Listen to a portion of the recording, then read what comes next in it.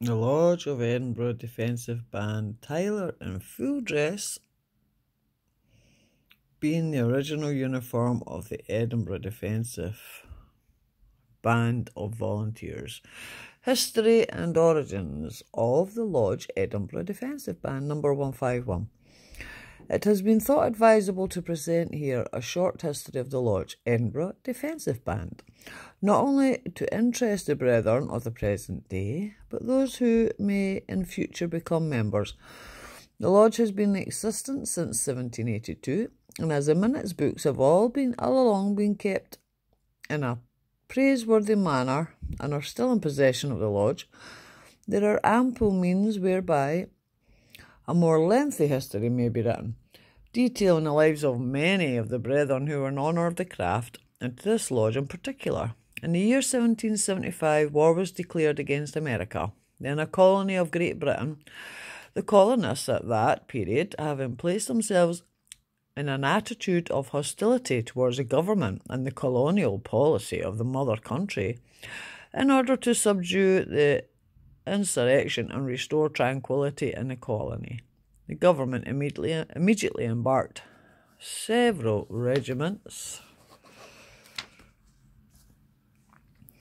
who proceeded to the scene of action. A large fleet of vessels of war accompanied the expedition, the united efforts of which it was supposed would soon put an end to the dissatisfaction which prevailed.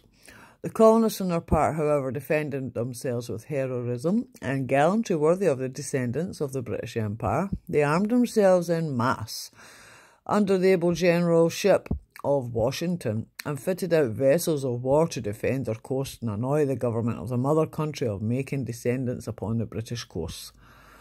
The commanders whom they employed in their navy were men reputed to be brave and skilled in nautical affairs. Amongst them was the notorious Paul Jones, whose name and prowess became a terror, especially to those who lived along the seaboard of the British Isles. Neither was Edinburgh exempt from the general panic.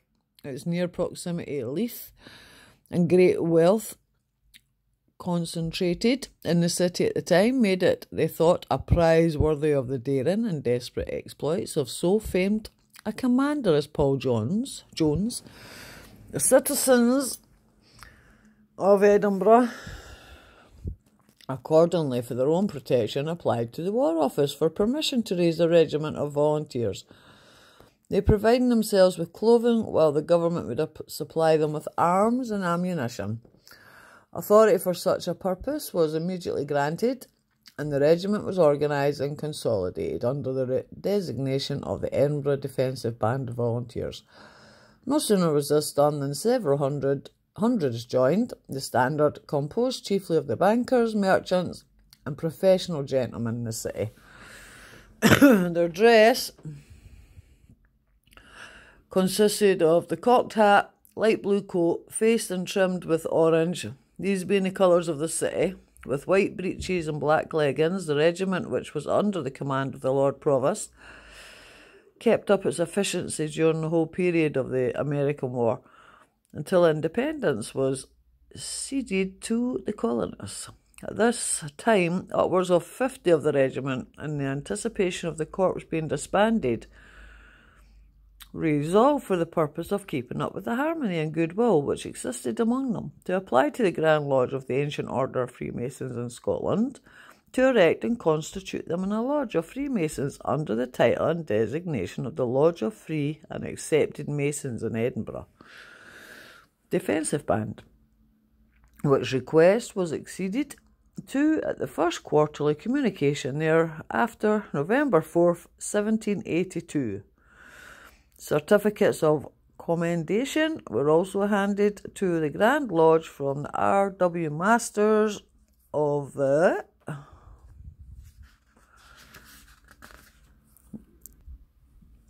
Lodge, Canongate and Leith and the Canongate, and the Lodge St Andrews, Edinburgh, and on the 26th of the same month, being the fourth Tuesday, the first monthly meeting was held, when Bro William Nisbet, Esquire, of Durlington, formerly Grand Master Mason of Scotland, attended and presented The Charter of Constitution to the Lodge.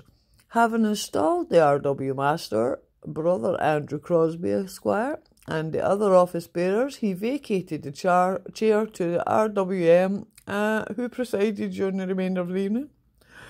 The meeting was a large one, there being deputations from almost every lodge in the province who had met to testify their approval of the formation of the lodge and their goodwill for its prosperity. In the early part of the evening, the regimental band was initiated, which for several years contributed to the harmony of the meetings. We may also mention that when the corps was disbanded, the colours of the regiment were presented to the lodge along with the musket and belts used by the first apprentice, Bro Niven, which articles are still in the possession of the lodge. Constitution, the Lodge, Edinburgh Defence Band, holding Charter number 151, firmly number 201 of the Grand Lodge of Scotland, by virtue thereof is authorised to practise the Masonic degree in ceremonials recognised by Grand Lodge, and shall consist and be restricted to brethren initiation therein, and brethren of sister lodges admitted by affiliation. Office bearers, duties of office bearers. Freemasons Hall, Edinburgh, 12th of November 1920. The foregoing bylaws of Lodge Edinburgh Defensive Band number 151, having been examined by Grand Committee and found to be in unison with the Constitution of Laws in the Grand Lodge of Scotland, are hereby sanctioned. David Reid, Grand Secretary. List of past masters.